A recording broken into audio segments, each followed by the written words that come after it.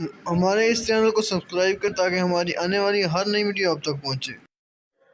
الحمدللہ رب العالمین والصلاة والسلام علی سید الانبیاء والمرسلین اما بعد فاعوذ باللہ من الشیطان الرجیم بسم اللہ الرحمن الرحیم۔ اللہ کے پیارے محبوب حضرت محمد مصطفیٰ صلی اللہ تعالی علیہ وآلہ وسلم نے ارشاد فرمایا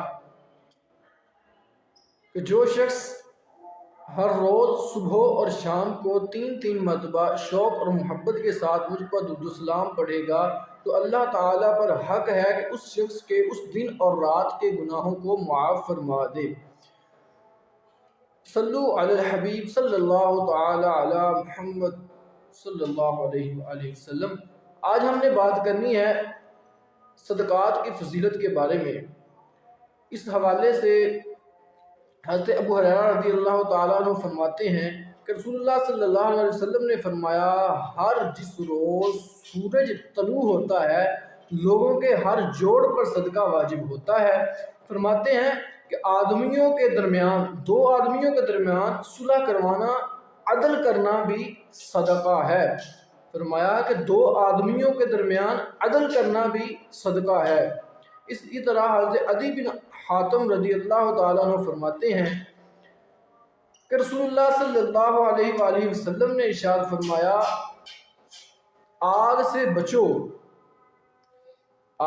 بچو خواہ کھجور کے ایک ٹکڑے کے ساتھ ہی، آگ سے بچو خواہ کھجور کے ایک ٹکڑے کے ساتھ ہی، اور اگر یہ بھی نہ میسر ہو جسے یہ بھی نہ میسر ہو تو ایک میٹھا بول ہی صحیح۔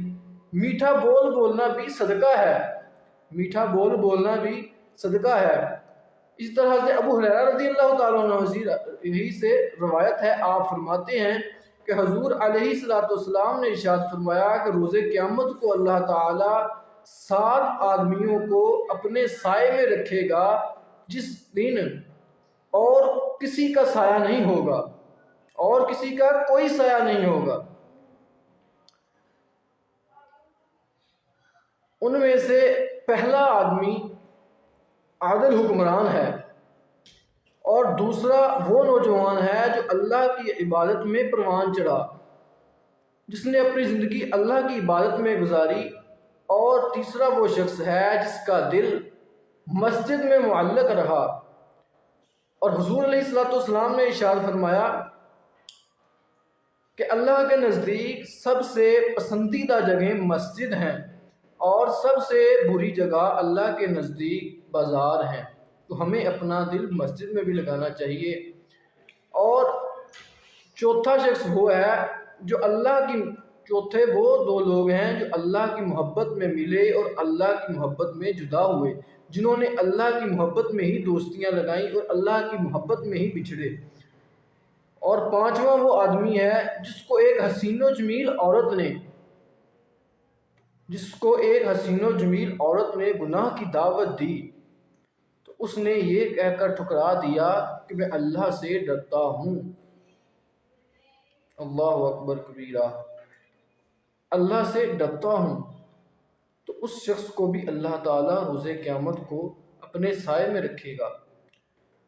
اور 6واں وہ آدمی ہے جس نے چھپا کر صدقہ دیا، اور اس طرح دیا کہ اس کے بائیں ہاتھ کو بھی نہ پتہ چلے کہ دائیں ہاتھ نے کیا خرچ کیا۔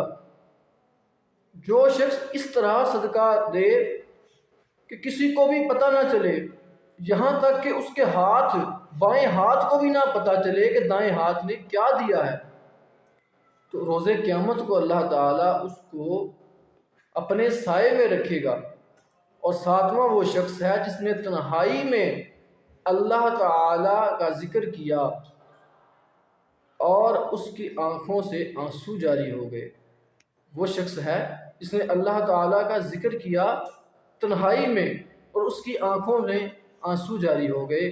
تو ان 7 اشخاص کو روز قیامت کو اللہ تعالیٰ اپنے سائے میں رکھے گا۔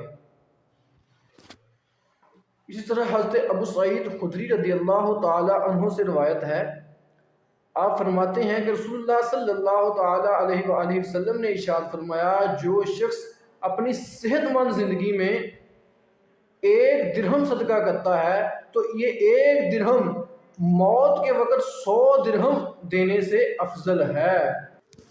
اور اسی طرح حضرت اسماء رضی اللہ تعالیٰ عنہ سے روایت ہے، آپ فرماتی ہیں کہ رسول اللہ صلی اللہ تعالیٰ علیہ وآلہ وسلم نے ارشاد فرمایا کہ تم اپنے مال کو گن گن کر نہ رکھو، ورنہ اللہ تعالیٰ بھی تم کو حساب سے دے گا، اور اپنے مال کو جمع کر کے نہ رکھو، ورنہ اللہ تعالیٰ بھی تم سے اپنی عطا کو روک لے گا۔ اور حضرت ابن مسعود رضی اللہ تعالیٰ عنہ سے روایت ہے کہ رسول اللہ صلی اللہ تعالیٰ علیہ وسلم نے فرمایا کہ جب مسلمان اپنے گھر والوں پر احتساب سے کام لیتے ہوئے خرچ کرتا ہے تو یہ بھی اس کے لیے صدقہ بن جاتا ہے۔ صلو علی الحبیب صلی اللہ تعالیٰ علی محمد۔